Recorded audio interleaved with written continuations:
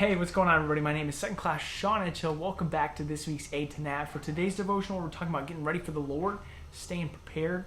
And we're going to be looking at Luke 12. We're looking at verse 35. And then we're also going to be looking at verse 40 and then also 45 through 46. All right, so starting off here, verse 35 from the ESV, it says, "Stay dressed for action and keep your lamps burning and be like men who are waiting for their master to come home from the wedding feast, so that they may open the door to him at once when he comes and knocks. Blessed are those servants whom the master finds awake when he comes. Truly I say to you, he will dress himself for service and have them recline at table, and he will come and serve them." And then skipping down to verse 40, "You also must be ready, for the Son of Man is coming at an hour you do not expect."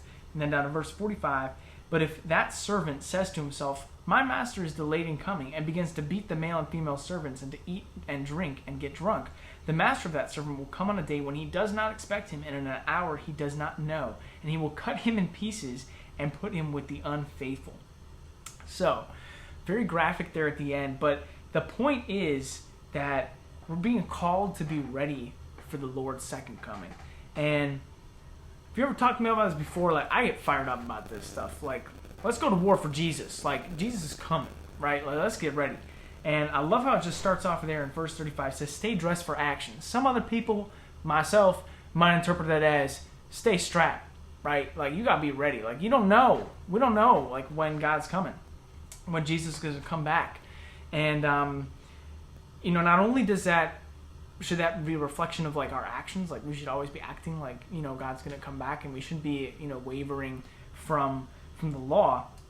But it's also like, are we prepared? Like, are we ready? Like, if tomorrow or right now, as I'm filming this video, we hear the trumpets and it's like, oh, it's time to go.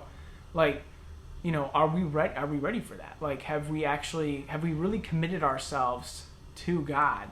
And can we really like fully trust in Him, and not be like this servant that is like, oh, we got time. It's been 2,000 years since Jesus was on earth. We're gonna have a long time until He comes back, and just kind of live like this is just some nice little fairy tale that's convenient that we're gonna pull out when times get tough, or when it's time to go to a wedding, or like Christmas and Easter, we're gonna read our Bibles, right? Like.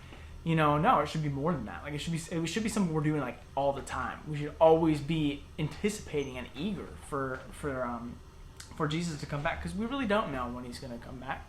I've seen plenty of people make videos like, "The Lord is coming this year," and like, none of us really have the knowledge to know when that's actually going to happen, which is why we always need to be ready, and that's why our actions really need to reflect Christ's character. And we should always be striving to be a good reflection of Him, especially to those around us. Because when Jesus comes back, like, if you're not right with the Lord, like, you're not going. Like, that, you're not going to go.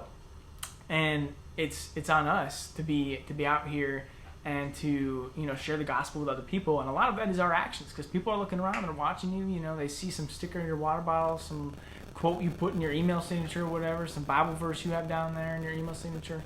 And they realize that, and they're watching, and your actions can really influence how they view Christianity.